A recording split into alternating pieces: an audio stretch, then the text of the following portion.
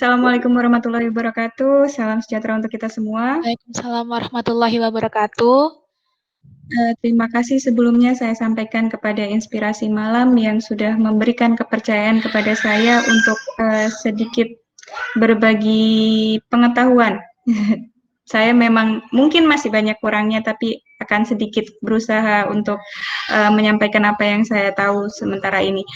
Kebetulan kemarin materi yang diminta untuk saya sampaikan adalah ragam bahasa dan sastra dalam berbagai ranah kehidupan. Mungkin bisa tolong dilanjutkan. Nah, poin yang akan kita bahas pada malam hari ini yang pertama antara lain alasan bahasa dan sastra berbeda di setiap daerah, kemudian cara mengatasi perbedaan bahasa dan sastra dalam kehidupan, dan yang terakhir keterlibatan pemangku kepentingan dalam pengembangan bahasa dan sastra. Tiga hal ini mungkin kita akan sedikit melihat dulu ke belakang apa itu bahasa, apa itu sastra. Bisa tolong lanjut ke slide selanjutnya. Sastra itu adalah salah satu produk bahasa. Bahasa sendiri ada banyak sekali ragamnya. Nah, karya sastra adalah salah satu produk dari sastra. Kemudian selanjutnya,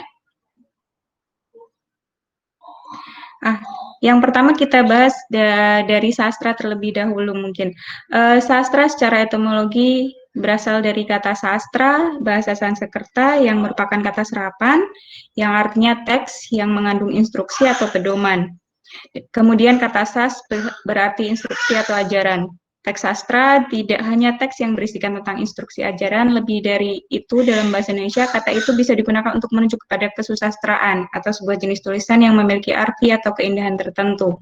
Ada banyak sekali pendapat-pendapat dari para ahli, antara lain disampaikan oleh Mursal, kemudian Semi, Panuti Sujiman, Ahmad Badrun, Eggleton, Plato, bahkan dibahas juga di KBBI dalam Kamus Besar Bahasa Indonesia dan lain sebagainya.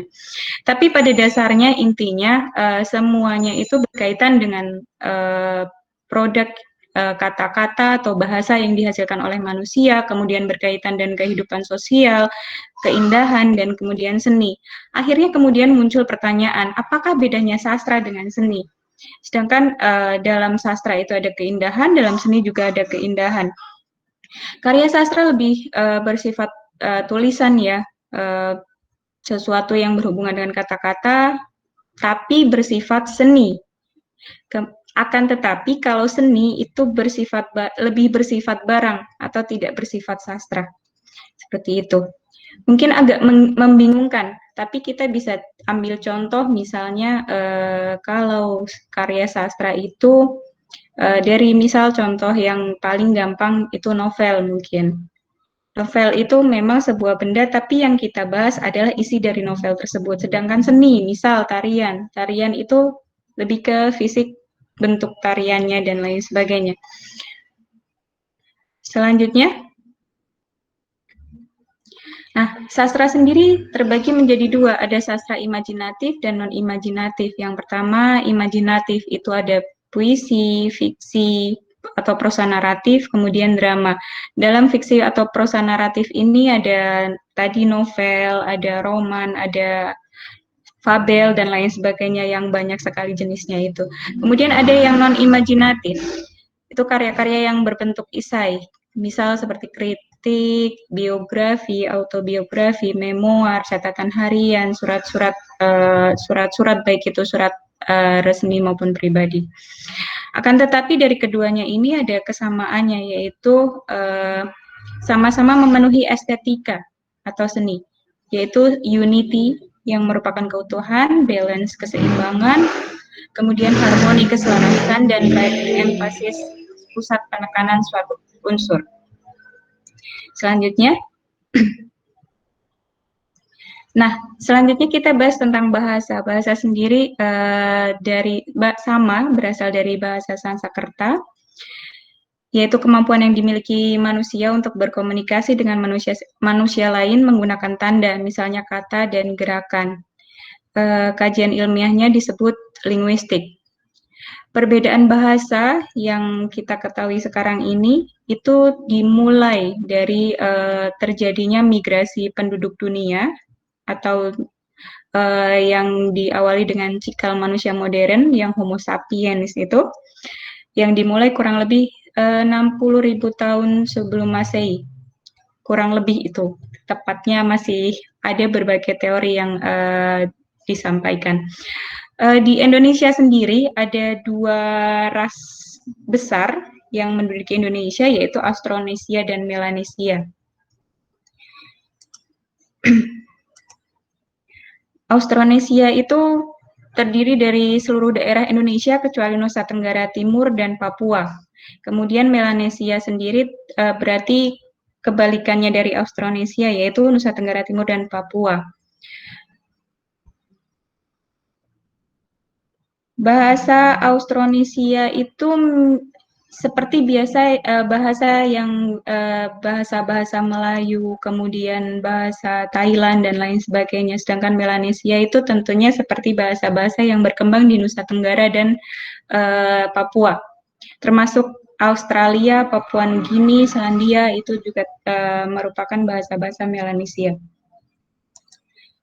Selanjutnya, kita bisa lihat ini ada peta persebaran bahasa di Indonesia.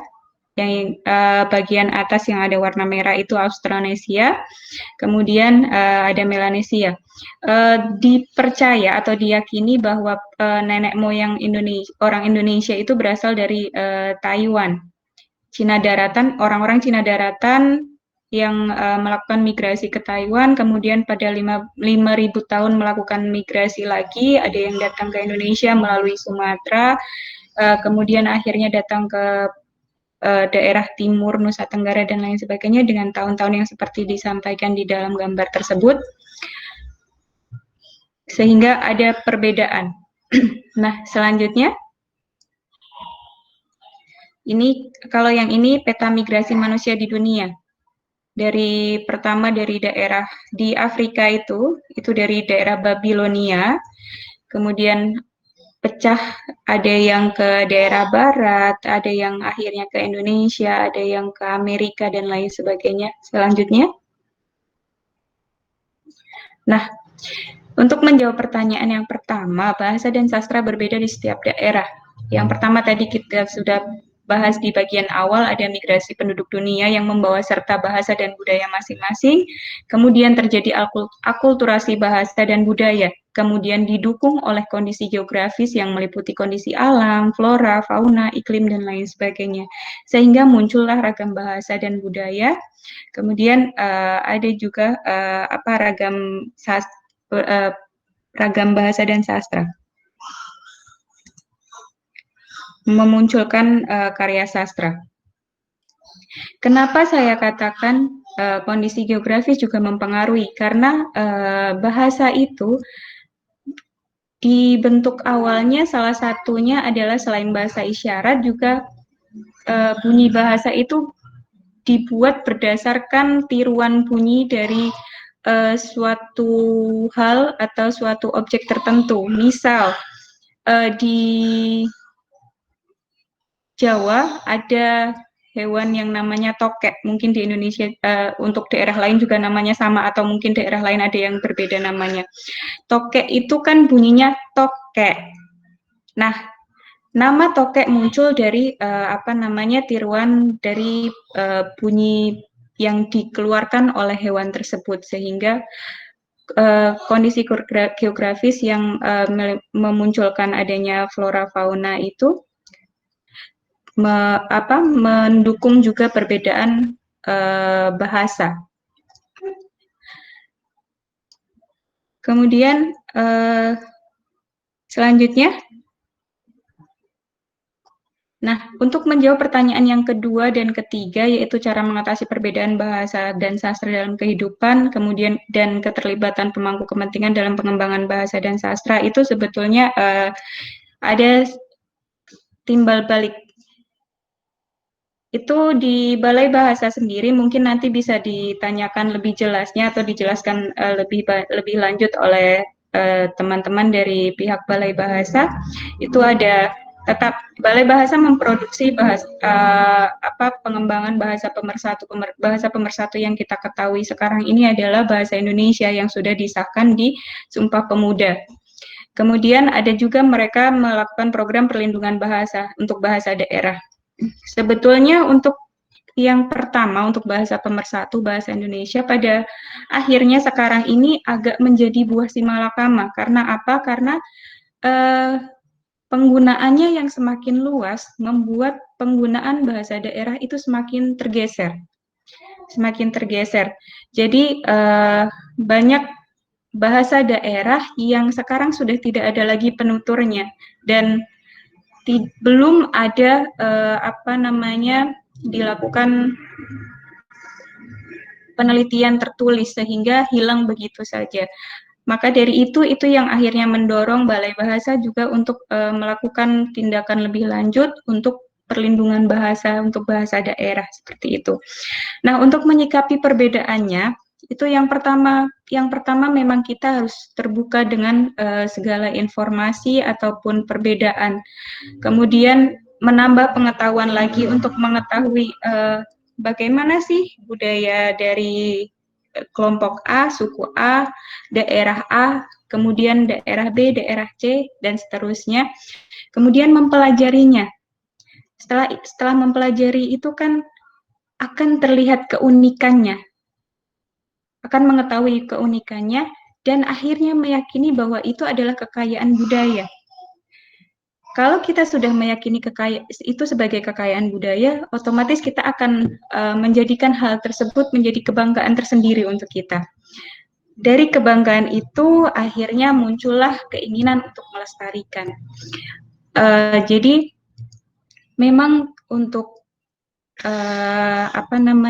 pengembangan dan pelestarian kalau hanya melalui pemangku kepentingan saja itu tidak bisa terlaksana.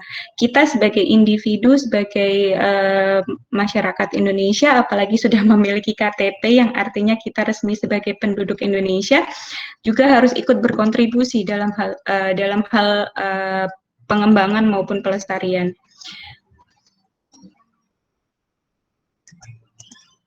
Mungkin itu saja sharing dari saya.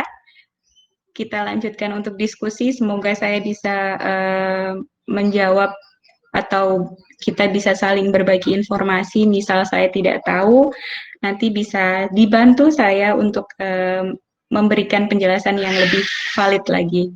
Terima kasih. Silakan saya kembalikan kepada moderator. Baik Ibu, terima kasih atas pemaparan materinya. Tadi saya menangkap bahwa banyak bahasa daerah yang mulai luntur ya Ibu, seperti itu. Jadi kami sebagai generasi muda itu memandang bahwa dua-duanya itu begitu penting. Dalam artian bahasa nasional juga penting untuk kita gunakan. Kemudian bahasa daerah juga kalau kita terlalu dominan kepada bahasa nasional, nanti lama-lama bahasa daerah juga bisa luntur gitu kan. Jadi sebenarnya langkah bijak apa sih Ibu yang bisa kita lakukan sebagai generasi muda untuk sama-sama mempertahankan keduanya gitu, baik bahasa daerah, baik bahasa nasional gitu. Karena kalau tidak dijaga gitu ya, kita bagaimana gitu nasib anak cucu kita ke depannya seperti itu Ibu. Betul sekali. Jadi karena bahasa itu salah satu kekayaan kita ya, karena kita memang sempat ada isu hangat tentang yang masyarakat pribumi dan lain sebagainya itu. Saya sendiri sebagai pribadi kurang setuju karena kita ketahui bahwa kita sekarang ini adalah hasil akulturasi dari berbagai budaya yang datang ke Indonesia. Jadi tidak bisa dikatakan pribumi begitu saja. Produk bahasa produk bahasa yang kita miliki itu memang sangat banyak sekali, bahkan tiap individu pun bisa memproduksi bahasanya masing-masing yang kita sebut sebagai idiolek seperti itu. Kalau dari saya pribadi untuk mengatasi permasalahan yang tadi kita singgung sebentar tentang bahasa pemersatu dan penggunaan bahasa daerah, Keduanya penting menurut saya karena Indonesia adalah bangsa yang sangat multikultural, banyak sekali budaya, banyak sekali bahasa. Jadi memang ada satu hal yang harus menyatukan sehingga kita bisa saling memahami satu sama lain. Kemudian akan tetapi untuk bahasa daerah juga tidak bisa dianaktirikan karena kita lahir besar di lingkungan tersebut. Kalau saya pribadi mungkin harus tahu penempatannya saja, bahasa resmi untuk bahasa pemersatu untuk hal apa, kemudian bahasa daerah untuk hal apa. Dan mungkin ini yang masih kurang dilaksanakan oleh pemangku kebijaksanaan selain di Balai Bahasa, mungkin pemerintah daerah. Mata pelajaran untuk muatan lokal yang dulunya ada dimasukkan bahasa daerah, sekarang sudah banyak daerah yang tidak menggunakan itu lagi. Yang saya harapkan mungkin nanti ada yang bisa menyampaikan atau bagaimana bisa disalurkan aspirasi kita bahwa muatan lokal itu penting untuk diajarkan di masing-masing daerah, dan itu adalah kebijaksanaan masing-masing daerah karena masing-masing daerah juga memiliki apa istilahnya bahasa mereka masing-masing. Jadi kalau bisa mungkin ada yang bisa menyampaikan nanti pemangku kepentingan di masing-masing daerah tetap tetap memasukkan muatan lokal terutama bahasa dan sastra itu sebagai salah satu muatan yang harus dipelajari di daerah masing-masing sehingga itu juga melanjutkan kelestarian dari bahasa dan sastra yang berkembang di daerah tersebut, begitu. Sedangkan untuk bahasa pemersatu bahasa Indonesia seperti forum ilmiah, kemudian mungkin bahasa pengantar dalam pendidikan, dalam sekolah, di perkuliahan itu memang perlu tetap dilakukan. Meskipun banyak sekolah yang sekarang multilingual ya untuk bahasa pengantarnya, ada yang menggunakan bahasa Arab, bahasa Inggris, bahkan bahasa Mandarin atau bahasa Korea dan lain sebagainya. Tapi harapan saya mungkin bisa disampaikan juga seperti itu. Jadi tetap menjadi bahasa yang digunakan sebagai bahasa pengantar di segala tingkat pendidikan. Meskipun nanti ada kebijaksanaan sendiri untuk sekolah masing-masing, ada pelajaran dengan bahasa asing tersendiri itu silakan, tapi salah satu cara memang yang bisa digunakan untuk bagaimana tetap mempertahankan bahasa daerah dan juga untuk bagaimana melestarikan bahasa Indonesia yang sekarang juga saya rasa penggunaan bahasa Indonesia juga sudah mulai bergeser, sudah tidak seperti dahulu lagi, sudah kalah dengan bahasa-bahasa asing, kalah dengan budaya-budaya asing. Jadi salah satu caranya adalah seperti itu. Itu yang mungkin bisa saya sampaikan untuk pokok masalah yang itu. Baik Ibu. Terus dalam dunia nyata kita juga ini kan menghadapi bahwa perkembangan iptek, arus globalisasi itu begitu cepat yang secara tidak langsung itu juga berdampak pada bahasa kita gitu. Jadi seperti kita banyak menemukan nama-nama toko atau nama judul acara atau lain sebagainya itu tidak menggunakan bahasa Indonesia. Jadi lebih ke arah penggunaan bahasa asing dalam artian bahasa Inggris. Kita banyak sekali menemukan kedai kopi itu ditulis coffee shop gitu, seperti itu Ibu. Kemudian dan banyak yang lainnya. Dan ini bagaimana dalam pandangan Ibu? Kalau saya pribadi itu tidak menjadi masalah ya, karena tetap kalau untuk dunia ekonomi produk branding itu yang bisa dikatakan salah satu poin utama dalam istilahnya dalam penjualan. Akan tetapi mungkin bisa diselipkan unsur-unsur kedaerahan atau unsur-unsur nasional yang akhirnya tidak menghilangkan begitu saja budaya dan bahasa yang kita miliki. Misal seperti yang dikatakan Budaya awalnya muncul kedai kopi itu yang setahu saya yang sekarang booming itu kan dari munculnya Starbucks dan lain sebagainya, sedangkan itu diproduksi oleh apa namanya dari budaya barat, meskipun kopinya masih ambil juga dari Indonesia, dari negara Asia, tapi yang mempopulerkan itu kan dari budaya barat. Nah, dari situlah kemudian akhirnya muncul, oh kalau kedai kopi itu kerennya pakai bahasa Inggris nih namanya dan lain sebagainya seperti itu. Kalau menurut saya asal muasalnya dari situ sih, dari mana budaya itu diangkat, itu yang kemudian menjadikan kita seperti latah. Jadi disamakan dengan apa ya, kemunculan pertamanya yang menjadikan booming itu.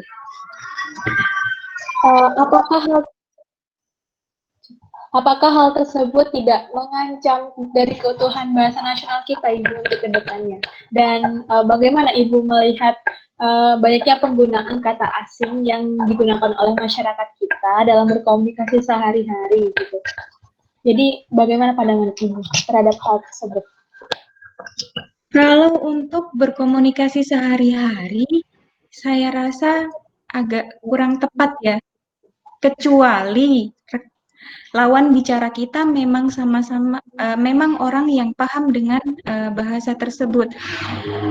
Sayangnya seringkali kalau di Indonesia ini bukan menjelekkan bahasa sendiri, bukan menjelekkan bangsa sendiri, tapi seringkali pengguna bangsa campuran itu menggunakan itu karena tren saja. Jadi tidak melihat siapa lawan bicaranya. Dia kalau lawan bicaranya paham dengan maksud kata-kata yang dia sampaikan. Kalau tidak, itu akan memunculkan kesalahpahaman di antara penutur ini. Jadi misal, saya berbicara menggunakan bahasa Indonesia yang dicampur dengan bahasa Inggris, sedangkan lawan bicara saya hanya, mohon maaf, orang yang biasa menyapu jalanan. Rata-rata dari mereka pendidikan ya mungkin sampai SMP atau bahkan tidak sekolah. Kalau saya bicara dengan cara mencampurkan antara bahasa Indonesia dengan bahasa Inggris, iya kalau beliaunya paham bahasa Indonesia, iya kalau beliaunya paham bahasa Inggris. Sedangkan banyak juga sekarang ini kalau yang sudah sepuh-sepuh itu juga bahasa Indonesia-nya juga masih kurang bagus ya. Jadi kita tetap harus melihat siapa lawan bicara kita dan di mana dalam forum kita berbicara. Kalau kita dalam forum ilmiah, misal saya di bidang saya, misal di bidang linguistik ataupun sastra, saya menggunakan istilah dalam linguistik, menggunakan istilah dalam sastra itu sah-sah saja. Tapi kalau saya menggunakan istilah itu di luar bidang keilmuan tersebut, itu akan menjadi salah. Karena itu tadi, tidak semua orang paham dengan apa yang saya maksudkan. Tidak semua orang memiliki bank data, bank informasi yang sama yang seperti yang saya miliki, seperti itu. Jadi saya rasa percampuran seperti itu, saya kadang agak risih juga ya kalau orang menggunakan campuran seperti itu, tapi tidak di tempat yang sesuai seperti itu. Baik Ibu, melanjutin tindakan yang tadi, bahasa kita, bahasa nasional itu kan berasal dari banyak bahasa, dalam artian bahasa Indonesia mengadopsi bahasa lain ya, seperti bahasa Inggris, bahasa Arab, maupun bahasa yang lainnya gitu. Dalam pandangan Ibu, ke depannya bagaimana? Apakah kita akan semakin memperkaya kata bahasa Indonesia kita dengan mengadopsi banyak kata asing tersebut, mengingat masyarakat kita juga sudah mulai menggunakan bahasa yang campuran, seperti itu bagaimana Ibu? Kalau lagi-lagi pendapat saya pribadi ini ya,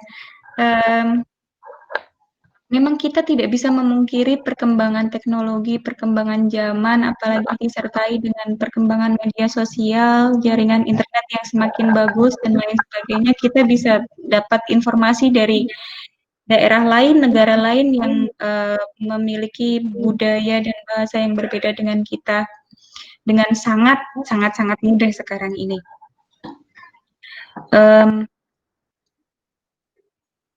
Untuk penggunaan istilah untuk mengambil istilah-istilah asing menurut saya cukup seperlunya saja. Jika itu memang tidak ada kata yang kosakata yang kita sudah miliki sekarang ini yang yang bisa menggantikan, itu barulah kita serap atau kita cari padanan katanya. Tapi sayangnya sekarang ini macam padanan kata untuk istilah-istilah baru itu kayak dijadikan mainan. Jadi tiba-tiba bisa ada istilah yang kemarin yang sempat agak jadi pembahasan kami juga di teman-teman bahasa, ada istilah yang kemarin social distancing dan physical distancing, itu yang kemarin sempat agak menjadi perdebatan juga itu. Jadi tiba-tiba muncul padanan kata yang masing-masing pihak mengklaim bahwa itu kata bahasa Indonesia yang baku dan lain sebagainya. Saya rasa tidak perlu seperti itu, jadi tiba-tiba latah untuk mengeluarkan padanan kata untuk istilah-istilah tertentu. Jadi seperlunya saja, secukupnya saja. Jika masih ada kata yang bisa kita gunakan sebagai sebagai padanan untuk istilah tersebut, sudahlah cukup pakai itu saja, tidak perlu buat lagi yang baru. Sekarang ini macamnya tiap bulan atau tiap minggu bisa muncul kosakata baru yang kita sebagai pengguna tidak bisa mengikuti.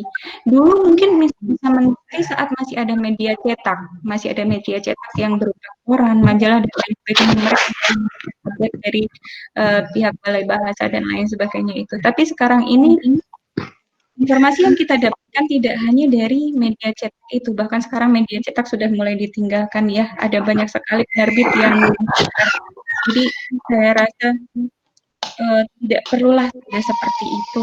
Semacam kita punya bahasa sendiri, tapi tidak begitu juga caranya untuk menunjukkan bahwa bahasa Indonesia itu masih eksis seperti itu. Yang sekarang ini kita kan kalau mau milih mana istilah Indonesia yang baik, mana bahasa Indonesia yang baik dan tidak, itu ada banyak sekali masing-masing yang mereka benar. Jadi saya rasa itu sih tidak perlu terlalu latah, terlalu cepat mengambil untuk mengambil kosakata baru, membuat kosakata baru dan lain sebagainya. Toh masyarakat penggunanya pun tidak bisa mengikuti apa yang disampaikan itu, banyak yang tidak tahu apa itu.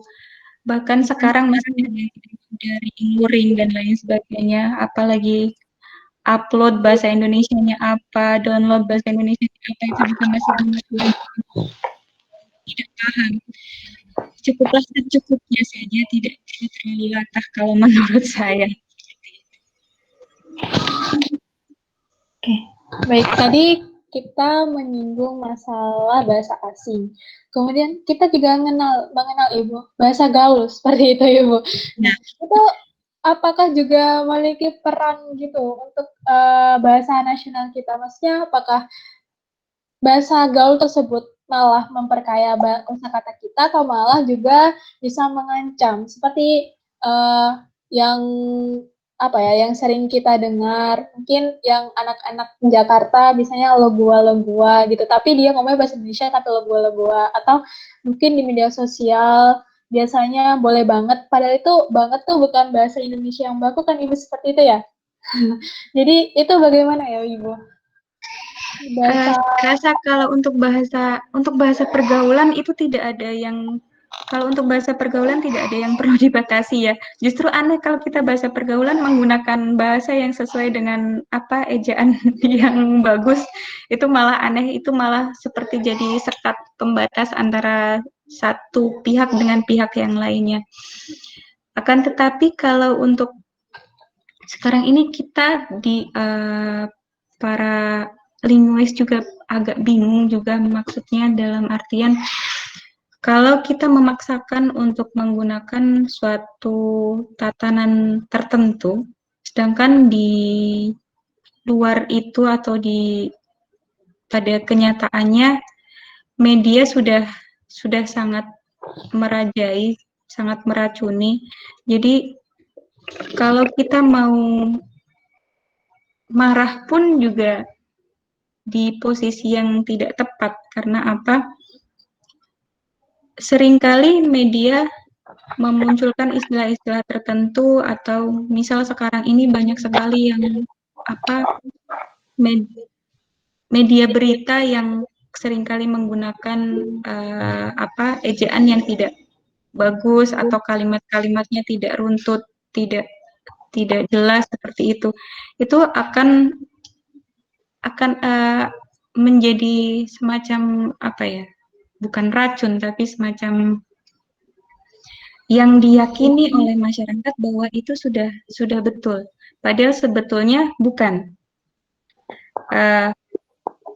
Media sosial akan lebih mudah masuk ke masyarakat kita sekarang ini dibandingkan memberikan arahan ini loh, ejaan yang betul tidak seperti itu, kecuali misal diarahkan untuk tugas akhir, untuk seperti skripsi, tesis, disertasi dan lain sebagainya, itu masih bisa diarahkan oleh pembimbingnya bahwa inilah yang ejaan yang betul dan lain sebagainya. Tapi kalau untuk masyarakat kita pada umumnya itu agak susah. Nah itu ini masih jadi tanda tanya besar bagaimana menangani hal tersebut. Sedangkan kita sering menemukan penulisan-penulisan kata yang salah atau kalau kita lihat iklan-iklan di jalan apa ada tulisan yang salah, misal hal sederhana penggunaan di yang disambung dan di yang dipisah itu pun masih banyak sekali kesalahan. Jadi itu tadi yang saya juga gini, apakah semakin sering disampaikan justru jadi diabaikan atau justru seringnya itu intensitasnya. Jadi kalau saya memang jadi semakin bisa menambah kekayaan bahasa, tapi juga bisa merusak struktur bahasa yang sudah dibangun. Baik, seperti itu.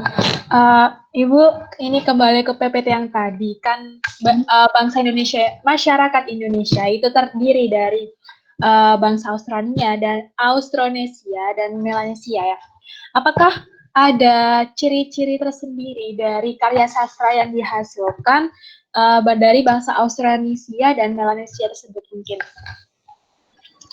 Kalau ciri-ciri secara jelas itu belum ada penelitian yang jelas membandingkan antara keduanya ya kalau untuk sastranya. Kalau untuk bahasanya mungkin ada beberapa yang membedakan antara bahasa Austronesia dan Melanesia. Tapi yang jelas membedakan adalah ciri fisiknya, ciri fisik. Kalau Melanesia, mohon maaf. Ya betul, Melanesia itu yang rambut keriting, kulit gelap, dan lain sebagainya itu. Kalau Austronesia yang bangsa-bangsa Melayu lah, ciri-cirinya seperti ya Sumatera, Jawa, dan lain sebagainya itu. Kalau sastra sendiri tadi berkaitan yang berkembang juga. Pada akhirnya bahasa yang digunakan bahasa-bahasa Melayu. Penggunaan bahasanya mungkin yang lebih yang terlihat membedakan antara bahasa Melayu dan juga bahasa Melanesia. Bahasa Melanesia itu memang penuturnya tidak banyak, jadi tidak banyak juga yang tahu tentang bahasa-bahasa yang digunakan karena justru bahasa Melanesia itu sangat banyak, bahkan ada banyak yang belum kita ketahui. Di Merauke sendiri itu suku yang terkenal itu suku Marin. Suku Marin sendiri ada memiliki beberapa bahasa. Belum lagi ada suku Kaima. Di suku Kaima itu sendiri ada 5 bahasa lagi yang belum ada penelitinya. Jadi masih masih sangat banyak. Dan biasanya itu kalau sastra, kalau di yang saya ketahui, kalau di timur itu masih sangat minim yang ditulis. Jadi masih hanya berupa apa namanya penyampaian secara lisan, sehingga belum ada bukti tertulisnya dan belum ada yang menganalisis. Jadi memang masih sangat sangat minim sekali yang di karya sastra dari daerah-daerah Melanesia itu yang terungkap, yang diungkapkan ke publik.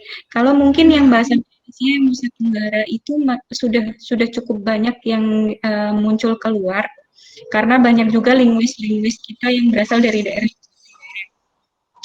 Akan tetapi yang muncul itu pun sebetulnya masih sangat sedikit. Itu baru berupa bahasanya saja, belum dari karya sastranya seperti itu. Lagi-lagi itu budaya menulis yang belum Melanesia. Jadi masih banyak sekali yang apa namanya yang belum diungkapkan ke publik seperti itu. Jadi untuk kita, jadi apa yang bisa kita lakukan, Ibu, mengenai banyak bahasa yang belum diteliti ya, seperti itu.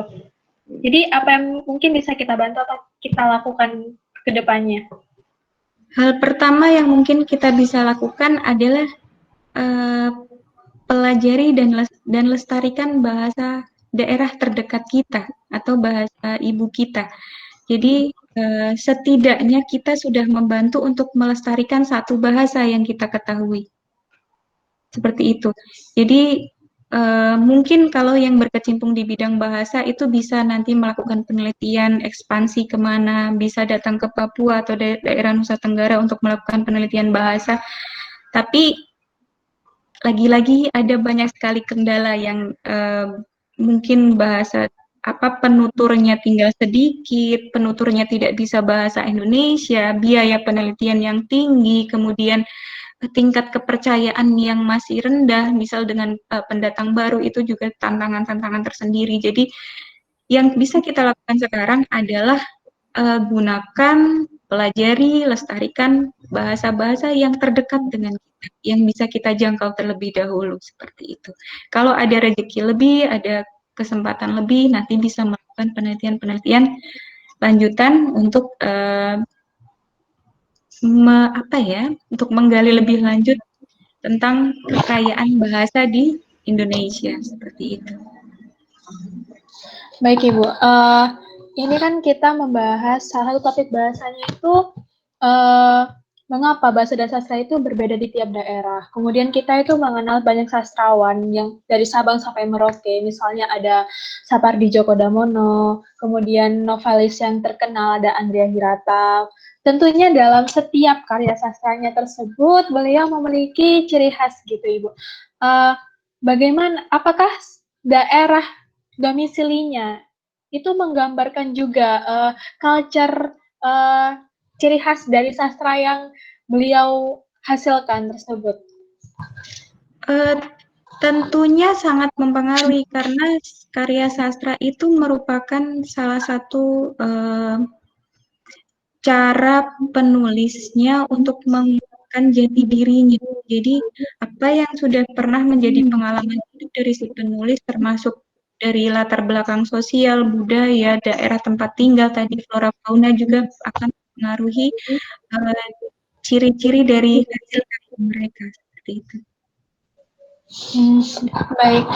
Tentu saja Djoko Damono kelahiran mana, pilihan kosakatanya pun akan mengikuti seperti itu, atau beliau pernah belajar di mana, ada kosakata yang beliau pelajari di daerah tersebut, kemudian beliau gunakan dalam karya sastranya itu tidak menutup kemungkinan, termasuk Andrea Hirata juga. Di novelnya itu kan yang sering digunakan sebagai latar belakang tempat sosial budaya itu kan pasti daerahnya terlebih dahulu, karena beliau-beliau lebih otomatis akan mengungkapkan apa yang dikuasai terlebih dahulu, tidak mungkin tiba-tiba mengarang dengan sendirinya. Bahkan yang hasil karangan atau hasil imajinasi pun pasti berdasarkan sesuatu yang pernah penulis itu ketahui, seperti itu. Oke, berarti daerah asal itu sangat mempengaruhi ya Ibu terhadap hasil dari karya sastra yang dihasilkan. Dan setiap daerah itu punya ciri khas tersendiri. Mungkin Ibu bisa digambarkan, misalnya saya yang berasal dari daerah Jawa, mungkin adakah karya sastra gimana ya, ciri khas karya sastra tersendiri mungkin dibandingkan dengan daerah di sana, mungkin di Papua atau Sulawesi atau di mana? Ciri khasnya, mungkin ciri khasnya kalau untuk pilihan kosakatanya berkaitan dengan budayanya. Misal contohnya kalau di Jawa itu kan budayanya pagi-pagi. Mungkin apa namanya? Jadi pilihan kosakatanya pun ya bukan hanya di Jawa sebetulnya, di Indonesia pada umumnya itu kan patriarki ya. Jadi pilihan kosakatanya itu menempatkan, mohon maaf ya, saya bukan feminis atau apa ya, menempatkan posisi perempuan harus dilindungi oleh laki-laki dan sebagainya seperti itu. Tapi itu saya rasa di Indonesia secara umum ada seperti itu. Kalau untuk di Jawa sendiri, mungkin untuk penyampaiannya, bahasanya itu kan yang dijunjung tinggi itu kan sopan santun, unggah-ungguh namanya kan. Jadi bagaimana cara menyampaikan maksud A, tapi bahasanya tidak langsung apa ya, tidak langsung, kadangkala tidak langsung to the point.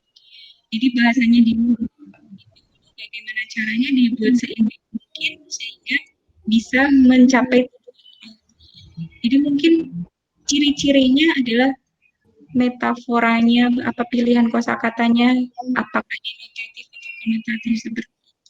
Jadi bagaimana cara kebiasaan dari orang-orang daerah tertentu untuk bagaimana cara menyampaikan. Tapi kalau karya sastra itu isinya tentang keindahan, jadi saya rasa hampir di semua daerah juga intinya kurang lebih sama. Jadi bahasanya bagaimana diolah sehingga bahasa itu indah,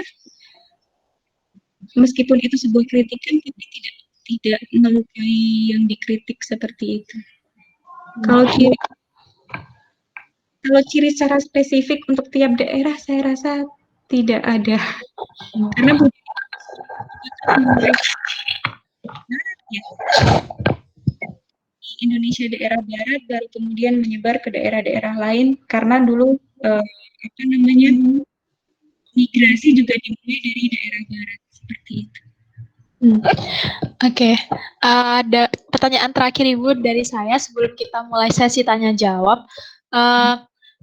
Pastinya karya sastra semakin lama pasti mengalami perkembangan.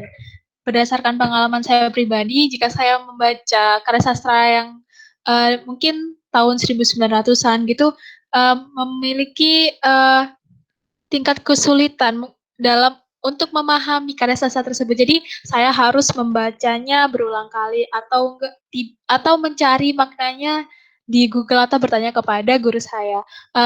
Menurut Ibu sendiri, bagaimana sih perkembangan karya sastra dari tahun ke tahun hingga sampai saat ini, Ibu?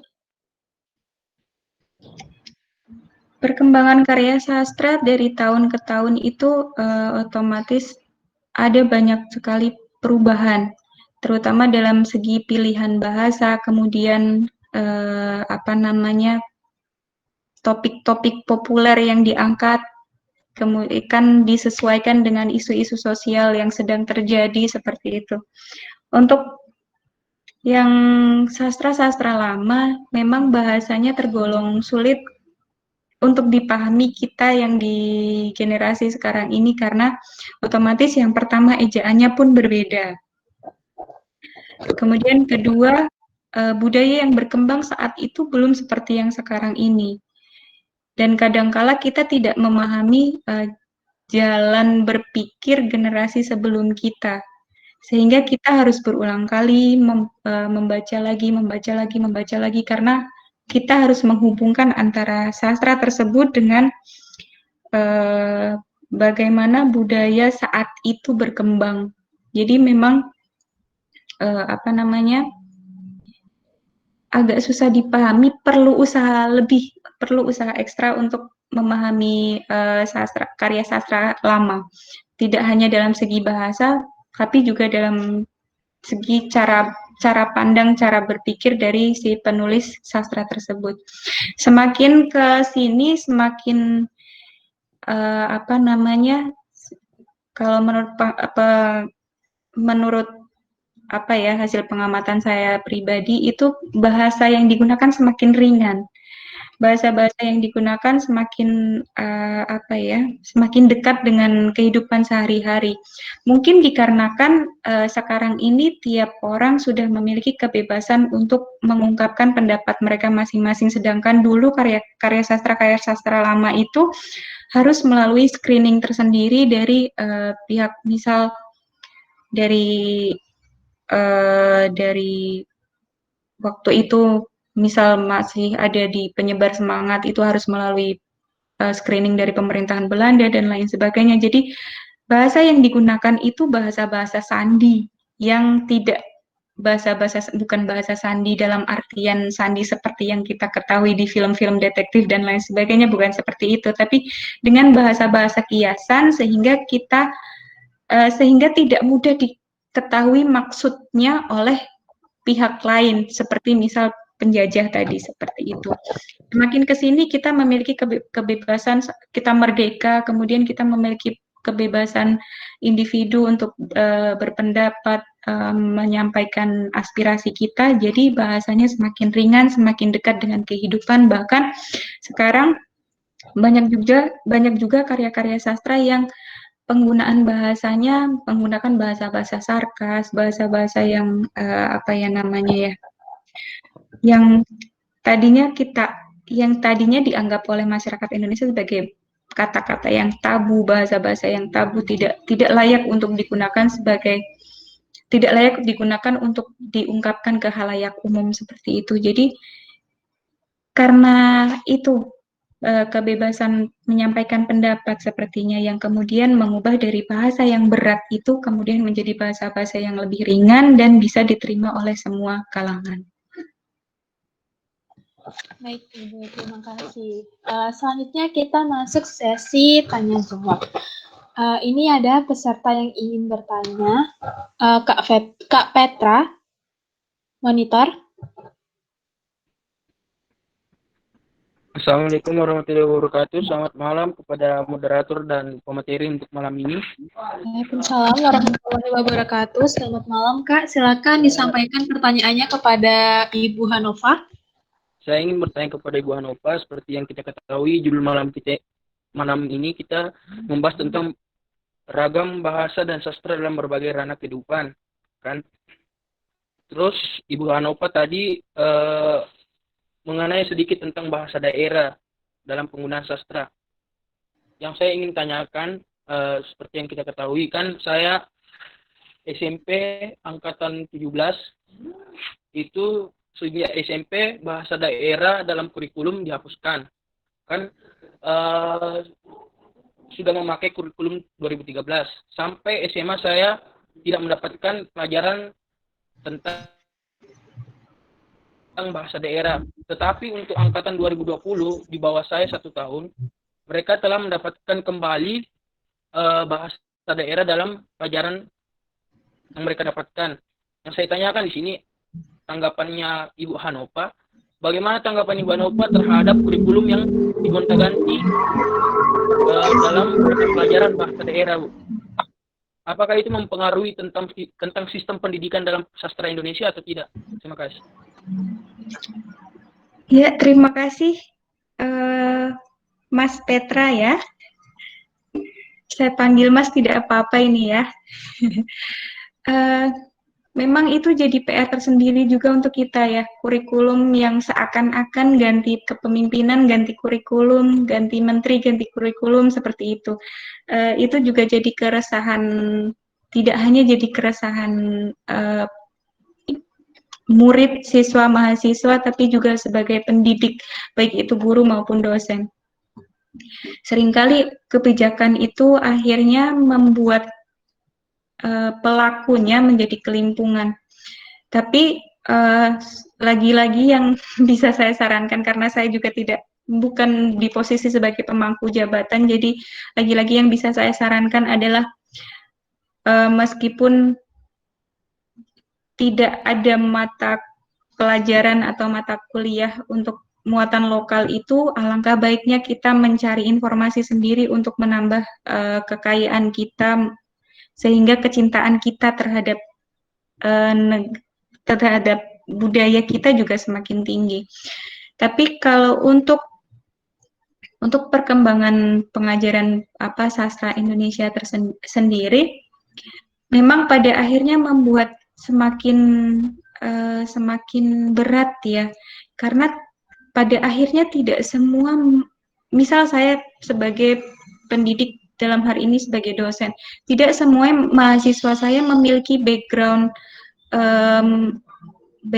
yang sama dengan muatan lokalnya. Ada yang dibekali dengan muatan lokal, tapi ada yang tidak dibekali dengan muatan lokal, sehingga kadangkala untuk mengasah kesensitivitasan mahasiswa untuk menanggapi tentang kebudayaan, tentang sastra, itu agak PR lagi ya untuk kami untuk mengasah kemampuan tersebut.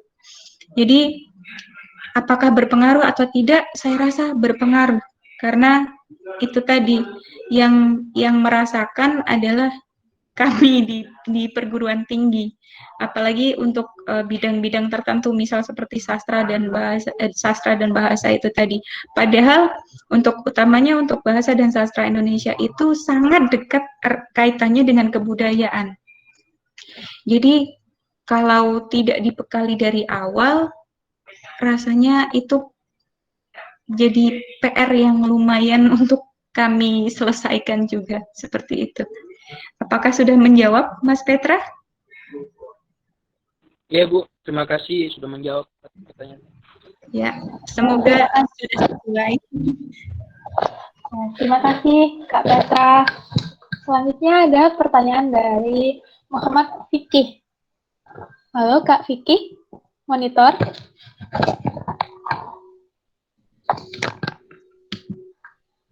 Sepertinya terkendala jaringan, Ibu. Selanjutnya ada pertanyaan dari Kak Murni Ayu. Kak Murni Ayu? Ya, silakan ya, Kak bisa menyampaikan pertanyaannya kepada narasumber kita, Ibu Hanova. Ya, Kak. Bismillahirrahmanirrahim. Terima kasih moderator telah mempersilahkan kami. Ya, Ibu, saya izin bertanya. Didengar ya suara saya, Kak? Terdengar, Kak. Terdengar. Oh, iya, ya. Tadi kan kita Ibu membahas tentang kondisi geografis yang juga mempengaruhi bahasa.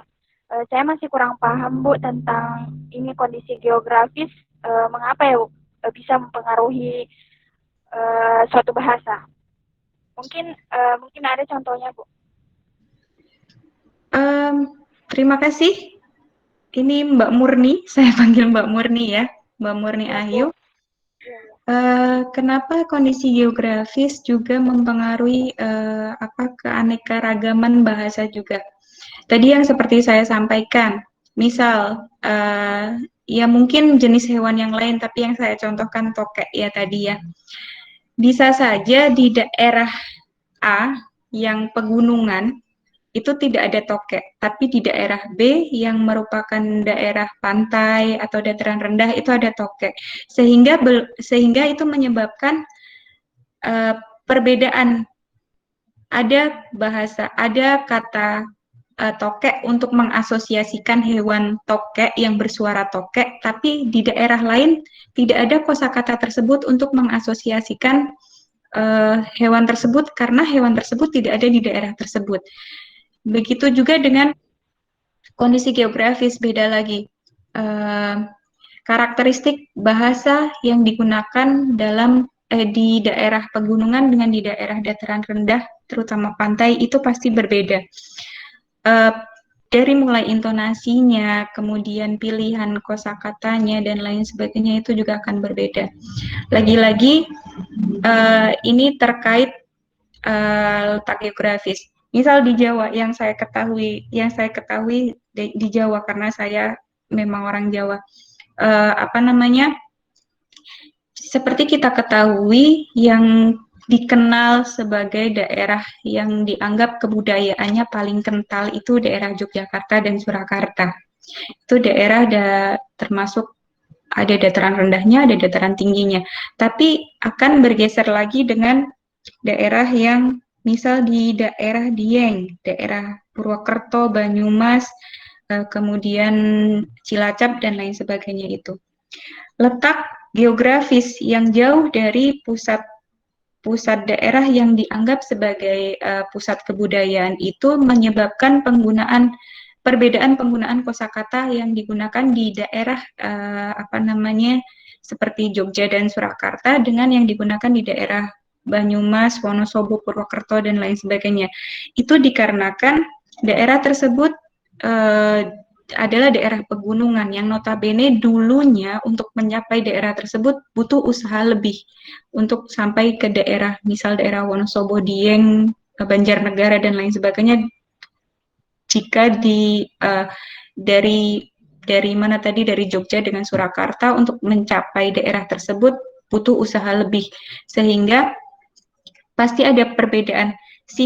Misal kita singgah di mana ya? Kita singgah kalau dari Jogja mau ke Dieng, kita singgah ke Magelang misal. Itu pasti ada perbedaannya lagi. Jadi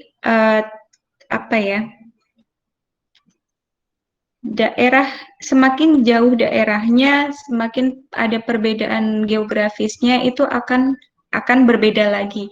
Daerah ini berkaitan lagi dengan sejarah ke belakang. Daerah-daerah yang sulit untuk dicapai itu pasti akan memiliki perbedaan dengan daerah yang lebih dekat dengan pusat kebudayaan.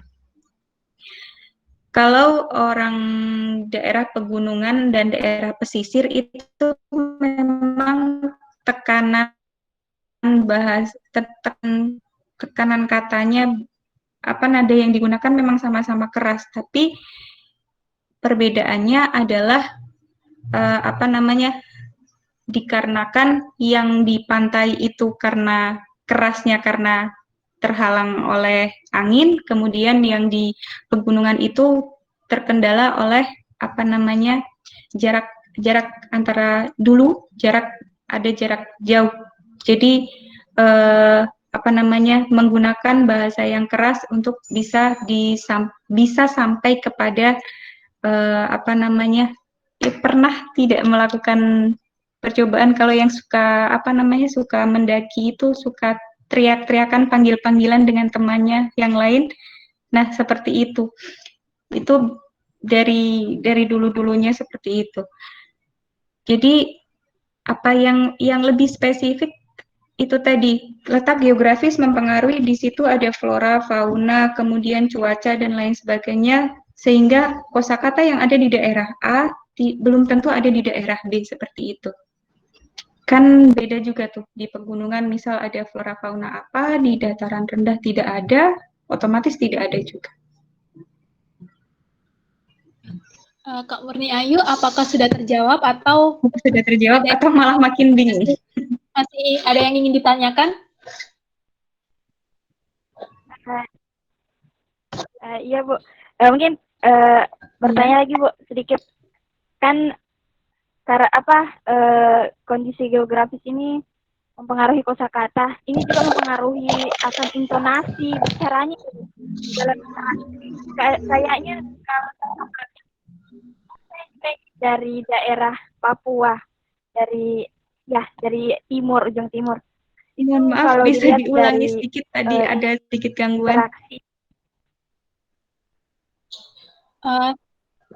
Oh ya Bu, jelas Bu? Iya, Bisa tolong diulangin pertanyaannya, Kak?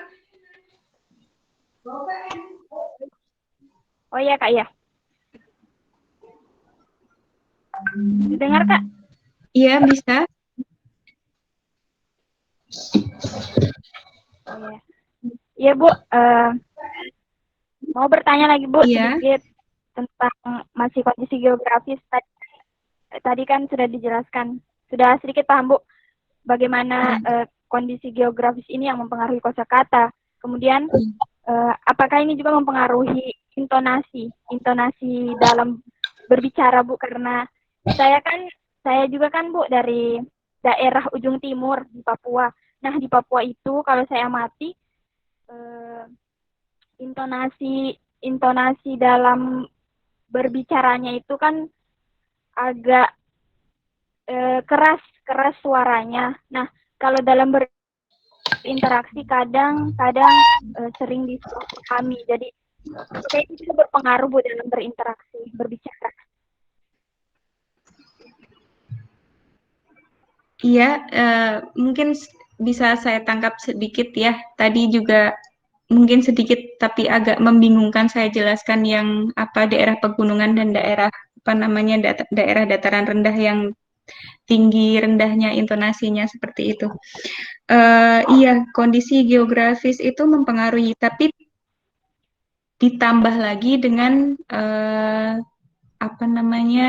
faktor X lain, seperti misal kebudayaan, atau kalau di Papua itu kan masyarakatnya pada awalnya adalah masyarakat yang bertahan hidup dengan berburu dan meramu, meskipun semua masyarakat manusia modern ini juga berawal dari itu ya, berburu dan meramu, tapi tradisi berburu dan meramu itu di Papua berkembang lebih lama dibandingkan di daerah lain, sehingga karakteristik masyarakatnya juga dipengaruhi hal tersebut. Jadi bagaimana cara manusianya untuk mempertahankan hidup juga akhirnya membentuk karakter dari orang-orang masing-masing daerah tersebut. Kalau di Papua itu memang agak keras karena itu tadi kondisi geografisnya, ada yang dataran tinggi ya, daerah Jayapura dan lain sebagainya itu dataran tinggi. Kemudian ada juga yang dataran rendah. Kalau di Merauke juga dataran rendah, bahkan tidak ada pegunungan sama sekali. Di sini hanya rawa-rawa begitu. Itu saya rasa juga dipengaruhi oleh budayanya yang awalnya tadi berburu dan meramu. Jadi saya harus bisa mempertahankan diri saya harus bisa mempertahankan hidup saya. Jadi semakin keras usahanya untuk mempertahankan diri, semakin untuk bertahan hidup, itu juga pada akhirnya membentuk karakter. Ini saya tidak bilang keseluruhannya ya, ini mungkin kurang lebihnya seperti itu. Jadi cara orang untuk mempertahankan diri, untuk mempertahankan kehidupan juga membentuk karakter awal sehingga nanti berpengaruh juga dalam bahasanya. Apalagi di daerah timur itu kan wilayahnya masih sangat luas. Apalagi penduduknya juga sangat beraneka ragam ya, penduduk aslinya pun ada, mungkin masih ada suku asli yang belum kita ketahui. Kalau misal seperti di Papua, seperti kemarin terakhir di tahun berapa, 2008 atau berapa itu yang suku yang tinggal di apa, yang rumahnya di atas-atas pohon itu juga baru-baru saja ditemukan toh. Jadi tingkat kepercayaan dan lain sebagainya untuk mempertahankan diri sih intinya akhirnya membentuk karakter berkaitan juga dengan penggunaan intonasi bahasanya. Seperti itu. Saya tidak mengatakan orang yang berkarakter keras atau saya tidak bilang orang Papua itu keras, tidak, tapi hanya berkaitan dengan intonasinya saja. Seperti itu. Baik, Kak Murni Ayu, apakah sudah menjawab?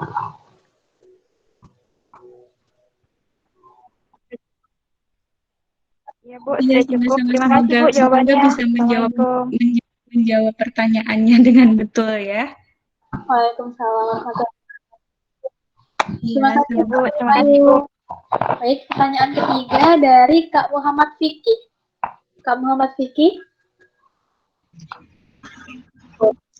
Ya, jelas Oke, Kak. sudah Oke, terdengar. bisa disampaikan pertanyaannya kepada Ibu Hanova, Kak Muhammad Fikri. Bismillahirrahmanirrahim. Assalamualaikum warahmatullahi Waalaikumsalam wabarakatuh. warahmatullahi wabarakatuh. Terima kasih Kak Moderator atas kesempatannya. Saya ingin bertanya berkaitan dengan tadi Bu yang kelestarian Iya. ya Bu ya, dan problematika bahasa dan budaya kita. Nah ini kan sekarang ini kan zamannya zaman mencari pengaruh, yang mana kan kebanyakan anak muda ini lebih giatnya di media sosial ya Bu ya. Betul. Nah ya otomatis kan kebanyakan bahasa atau budaya asing pun akan menyerangnya lewat sosial media kepada generasi muda kita. Nah, yang saya tanyakan di sini Bu, karena saya melihat sendiri banyak sekali budaya-budaya asing itu yang lebih giat dalam propagandanya di media sosial dibandingkan bahasa-bahasa dan sastra-sastra kita sendiri. Nah, sebenarnya problematikanya apa sehingga bahasa dan sastra-sastra murni dari kita Indonesia ataupun daerah itu bisa kalah giatnya dengan mereka yang dari budaya dan bahasa sastra asing seperti itu Bu. Kemudian apakah kita sebagai generasi muda ini mempunyai pengaruh juga mungkin karena mental kita yang tadi kata Ibu bilang latah, atau mungkin karena merasa yang berasal dari bahasa dan sastra daerah kita ini malah membosankan atau bagaimana seperti itu Bu. Terima kasih. Assalamualaikum warahmatullahi wabarakatuh. Waalaikumsalam warahmatullahi wabarakatuh. Ya, terima kasih Mas Muhammad Fikih ya. Kalau saya pribadi memandangnya adalah kita terlalu lama dijajah. Kenapa seperti itu? Kita terlalu lama dijajah dan dibentuk memiliki karakter lebih menganggap budaya luar itu lebih unggul dibandingkan yang kita miliki. Seperti misalnya sekarang yang sedang tren itu bukan lagi budaya barat tapi budaya K-pop, Korean populer itu, kemudian sekarang ada lagi tambahan TikTok dan lain sebagainya itu. Pada akhirnya saya juga tidak bisa, saya sebagai pribadi tidak bisa protes juga ya, karena sastra dan budaya kita yang kita miliki dulu, jika diaplikasikan sekarang itu kadangkala agak kurang pas. Misalnya contoh saja seperti saya tadi baru saja menyaksikan kesenian kuda lumping. Pertama, durasinya lama. Durasinya itu sangat lama. Kemudian ada banyak sekali bahasa simbol yang lagi-lagi belum pernah dituliskan sehingga kita untuk mempelajarinya pun sulit. Bisa saja di daerah A maksudnya Z, di daerah B maksudnya C. Standarisasinya kadang belum jelas. Lagi-lagi karena budaya menulis yang belum banyak berkembang. Jadi kita pun untuk mempelajarinya itu tadi masih sulit, untuk memahaminya kita juga kesulitan. Pada akhirnya kendala-kendala seperti itu yang membuat masyarakat modern, termasuk mungkin kita juga, ada rasa malas atau ih apa sih kayak gitu, susah, gampang lah. Dengan Mbak Afra ya, kita sama-sama orang Jawa, ada bahasa Jawa itu ada bahasa Jawa Ngoko, Kromo Inggil, belum lagi ada bahasa yang namanya bahasa Bagongan, itu bahasa yang digunakan oleh orang di dalam keraton Yogyakarta, yang belum banyak orang tahu juga. Lagi-lagi kenapa bilang, kenapa sekarang banyak penggiat bahasa yang bilang bahasa Jawa juga diambang kepunahan. Karena apa? Kalau kita tanya ke generasi kita, ke generasi teman-teman, kenapa sih nggak pakai bahasa Jawa? Ih, susah, aturannya banyak. Hal-hal seperti itu yang menjadi kendala yang pada akhirnya budaya dan sastra kita juga banyak ditinggalkan oleh kita sendiri. Agak kurang tahan banting bisa dikatakan seperti itu karena dengan kendala-kendala seperti itu akhirnya kita tidak mau mempelajari lebih keras lagi mempelajarinya. Mungkin juga kita butuh dukungan tadi lagi-lagi butuh dukungan pemangku kepentingan, pemangku kebijakan sehingga orang Indonesia itu kalau nggak sampai kepepet itu nggak mau belajar loh. Banyaknya seperti itu. Jadi mungkin ada lagi-lagi itu mungkin kalau misal ada mata pelajaran muatan lokal itu juga bisa membuat masyarakat kita terpacu untuk ini loh harus dipelajari lagi setidaknya untuk tahu seperti itu. Jadi harus ada memang ngapain sih belajar itu buat apa? Setidaknya ada untuk bisa lulus mata pelajaran ini seperti itu. Jadi itu tadi PR lagi untuk kita. Bagaimana caranya bisa melestarikan kebudayaan kita sendiri. Dari pribadi masing-masing butuh bantuan dari pemangku kepentingan juga sehingga bisa tetap ada seperti itu. Apakah sudah menjawab atau masih ada yang kurang pas? Bagaimana Kak Vicky? Sudah jelas atau ada yang ingin ditanyakan lagi? Insya Allah sudah jelas Ibu, sudah mencakup semuanya. Terima kasih. Assalamualaikum warahmatullahi wabarakatuh. Waalaikumsalam warahmatullahi wabarakatuh. Baik Ibu, ini ada pertanyaan terakhir dari Kak Nurul Aini. Sebelumnya saya bacakan pertanyaannya karena beliau terkendala jaringan ya. Terima kasih kepada pemateri dan moderator atas kesempatannya berbicara mengenai puisi kontemporer sebagai suatu karya sastra. Bagaimana cara mengetahui makna yang terdapat dalam puisi kontemporer? Terima kasih. Silakan dijawab. Terima kasih. Siapa tadi? Dari Mbak Nur Aini ya? Nurul Ainun, Ibu. Oh, Nurul Ainun. Iya. Tidak hanya puisi ya. Karya sastra kontemporer lainnya juga kita perlu usaha lebih untuk bisa memahaminya.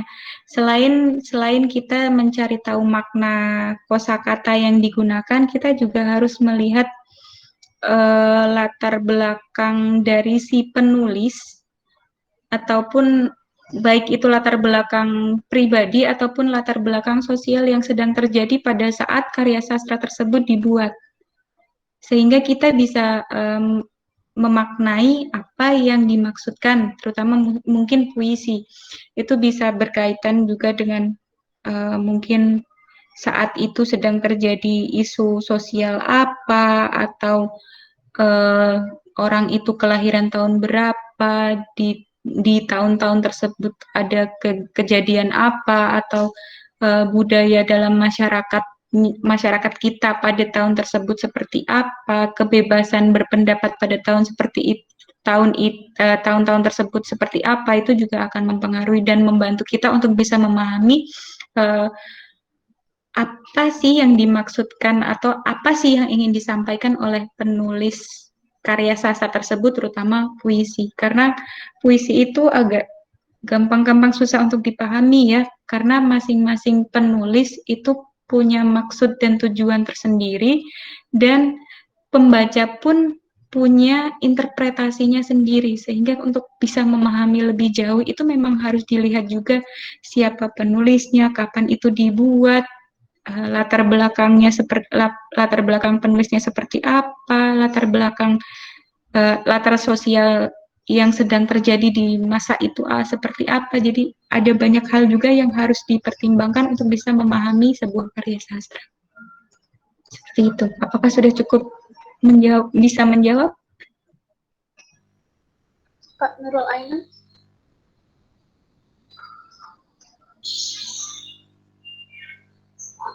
Mungkin ini Bu putus ya mungkin.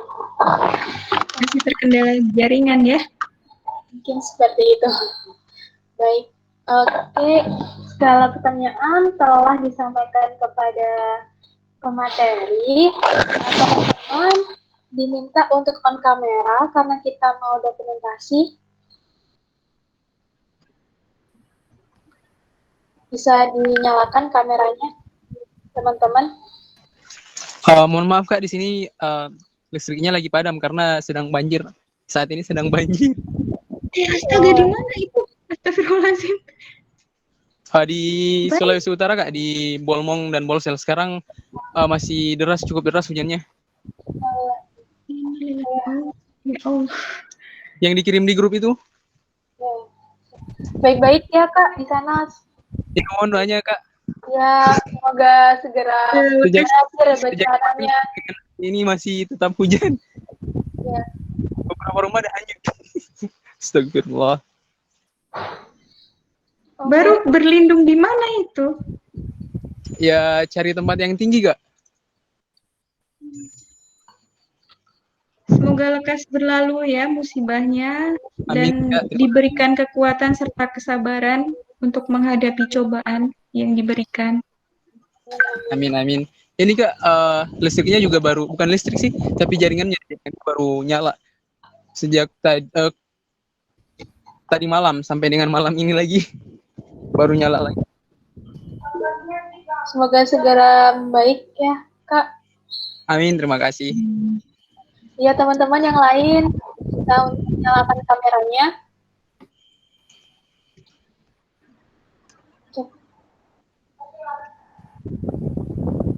Silakan bisa on kamera. Apa malu-malu ya audiens kita? Bisa dinyalakan teman-teman kameranya.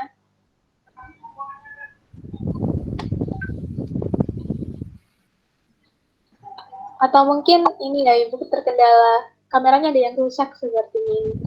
Iya. Oke, baik. Operator bisa di screenshot ya gambarnya. Oke, kita mulai ya. 1, 2, 3. Oke. Mungkin sekali lagi Kak bisa. Ada yang tampil, ulang. Iya. 1. Tunggu ya. 1, 2, 3. Oke.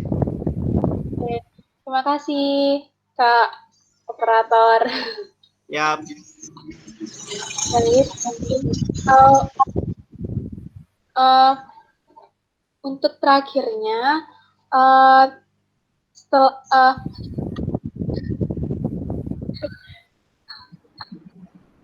baik, selesai sudah rangkaian acara kita pada malam hari ini, Bu. Terima kasih banyak telah menjadi narasumber kita pada diskusi malam hari ini. Terima kasih telah berbagi ilmu tentunya kepada kami, sehingga kami bisa mengetahui bahwa ternyata tugas kami juga sebagai generasi muda itu juga cukup banyak ya, Ibu. Salah satunya melestarikan bahasa daerah kita, juga mengimbanginya dengan menggunakan bahasa nasional gitu. Iya, teman-teman, sekolah Bahasa dan Sastra ini masih akan berlangsung sampai hari Senin, tanggal 27 Juli 2020. Jadi, tidak akan berhenti pada malam hari ini aja, teman-teman masih bisa join 2 hari ke depan untuk sekolah bahasa dan sastra dengan topik yang berbeda. Adapun agenda kita pada hari ini dibantu oleh beberapa media partner, di antaranya Pondok Sedekah Sulawesi Selatan, Muslimah Berdaya, Anak-anak Peduli, Inspirasi Event, Inspirasi Update, Inspirasi Kita, dan Al-Abrol 99. Saya mengucapkan sekali lagi, saya mengucapkan terima kasih kepada Ibu Hanova yang sudah berkenan untuk menjadi pemateri kita pada malam hari ini. Terima kasih pula kepada teman-teman yang sudah menyimak materi pada malam hari ini, walaupun tadi sempat keluar masuk gitu ya. Juga kepada panitia yang telah menyelenggarakan acara ini, terima kasih. Baik, saya selaku moderator pada malam hari ini pamit mengundurkan diri. Saya mohon maaf apabila terdapat kesalahan kata, kesalahan penyebutan, dan kesalahan yang lain yang saya tidak sengaja dalam memandu diskusi pada malam hari ini. Baik, setelah ini kita bisa melanjutkan aktivitas kita masing-masing. Terima kasih semuanya. Mohon maaf. Wassalamualaikum warahmatullahi wabarakatuh. Selamat malam. Terima kasih Ibu. Selamat, terima kasih semua. Semoga kita bisa bertemu di lain kesempatan. Ya, silakan Kak. Terima kasih ya Kak.